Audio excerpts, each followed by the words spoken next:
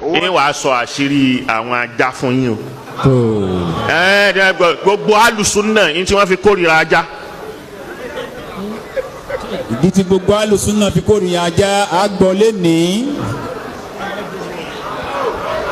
ní tí wọ́n fi kórìíra ajá. ìdí tí wọ́n fi kórìíra ajá ìnílágbọ̀. a wàá rí àdìsí mi káwá wọn síra wọn níbẹ̀ náà káwá wọn síra wọn àdìsí kelo àdìsí 511 báwo. حدثنا إسماعيل بن خليل حدثنا علي بن مسهر عن الأعمش عن مسلم يعني ابن صبي عن مسروق عن عائشة أنه ذكر عندها ما يقطع الصلاة. wọ́n wá ń sọ nǹkan tí yàwó ànábì wọ́n wá ń sọ nǹkan láàrin ara wọn wá ń sọ ó ń gbọ́ wọn wípé nǹkan tí gé ìrun ẹni tó ń kírun tí kọdí láàrin òun àtọlọ́hun ẹ̀. فقالوا nàbà ni. يقطعها الكلب. ajá tájá bá kọjá a máa gérun ẹ wàá sọ àṣírí àwọn ajá fún yín o. Gbogbo alùsùnà ní tí wọ́n fi kórìíra ajá. ìdí tí gbogbo alùsùnà fi kórìíra ajá àgbọ̀lé ní. ní tí wọ́n fi kórìíra ajá. ìdí tí wọ́n fi kórìíra ajá ìnílágbọ̀. ní pé ẹ rí i pé èyí tó pọ̀ jù nínú hadisi Bukhari ẹni tó gba rìwáyà tó pọ̀ jù Abu Huraira ni. kí náà ṣe ń pè láàbù Huraira ológbò ní máa gbé kiri bọ́n ń lọ láàrin ọjà gbogbo ibi tí bá lọ òun pẹ̀lú ológbò yìí náà ṣe ń pè ní Abu Huraira. ológbò rèé pẹ̀lú ajá ọ̀tá ni wọ́n. òun tóun fẹ́ràn ológbò ó jẹ́ ó hétí ajá. الله أكبر. الله أكبر. حياكم الله. òun sì ni Muawiya gbà Abu Huraira yìí ni Muawiya gbà sọ́dọ̀ wípé kó máa ṣe rìwáyà wá kó máa kọ́ wọn nínú ààfin ẹ̀.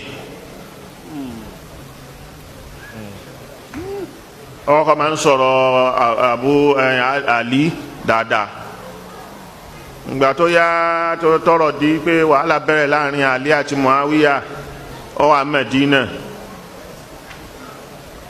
táwọn yẹn sì ti mọ̀ tí ńgbà kan tí ó súnmọ́ lítàlí súnmọ́ ní pé kí wàhálà tó dé náà bá ní ló bá lọ ọ̀dọ̀ Muawiya ló bá di inú pàtì Muawiya ó pa àlítì làwọn èèyàn bá sọ fún yín pé ìwà Abu Huraira tó máa ń sọ̀rọ̀ àlí dáadáa báwo ló ṣe wá dà tó wá lọ bá tó wá ń sọ ti Muawiya nísìnyí ó ní bẹ́ẹ̀ ni as-salatu wara Ali atam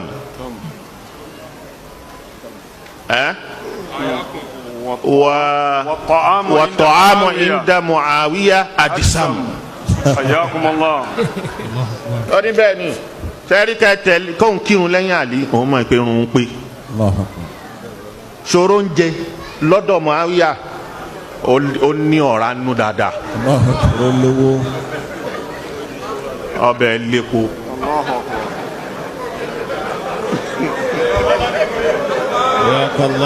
so Muawiya wa gbà á gbogbo akọjá lára gbogbo nǹkan wọ̀nyí tó dábàá kọjá ń bẹ̀ ọ̀rọ̀ yìí pé kìnnìkan alùsùnà alùjàmá ṣíà kìnnìkan kò ní yé wa àmọ́ ń gbà tá a sọ̀rọ̀ débi ọ̀rọ̀ ajá yìí òun ló jẹ́ kí n sáré mu wa àmọ́ àjùwé Abu Huraira ọdún mẹ́ta péré ló bá nẹ́bí lò. sallallahu alayhi wa sallam. ó ṣe Islam bada fati Khaybar.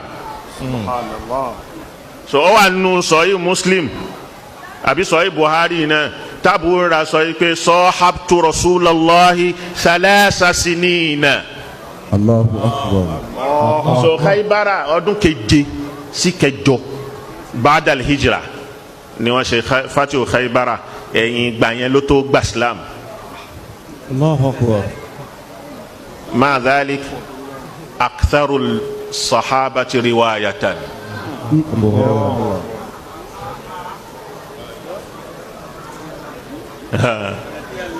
ọ̀rọ̀ ń bọ̀. Abu Hurairah ọdún mẹ́ta péré ló bá nàbí lò bẹ́ẹ̀ sì ni ọ̀pọ̀lọpọ̀ àdìsí ọ̀dọ̀ ẹ̀ láti gbà wá. Gbogbo àwọn ọ̀rọ̀ tá a sọ kò ní a ní sọ ọ̀rọ̀ ọgbọ́n orí kọ́ o. ọ̀rọ̀ ọgbọ́n orí kọ́. torí ẹni tí ọ̀rọ̀ ẹni ìwọ tí ẹsẹ̀ rẹ ò tólẹ̀. ó tẹ́sẹ̀ rẹ ò tólẹ̀. tí wọ́n kàn gbé mọ́ ní àjùlé ẹ lọ́wọ́. wọ́n kàn gbé program kan lé ẹ lọ́wọ́. àbí nítorí owó tó fẹ́ gbà tó wá ń pẹ́ nahnu alusunna wal kitabi kìnnìkan kama jaa bil Bukhari. قال الإمام بخاري ọ̀rọ̀ Bukhari kọ́ lélẹ́yìí ojúlówó ọ̀rọ̀ la fẹ́ sọ fún wa. wàláhì wọ́n pa alukurani tì wọ́n gbọ́dá fún Buhari yìí ju alukurani lọ.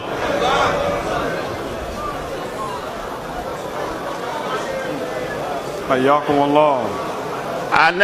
Ọlọ́run ti sọ fún anabi pé anabi sọ pé qala rasul mali kaum kini اتخذوا هذا القرآن مهجورا àwọn jọ̀hún wọ́n padà mal Qur'ani mahjura wọ́n pàtì ni ọ̀rọ̀ nǹkan mi ni wọ́n máa sọ.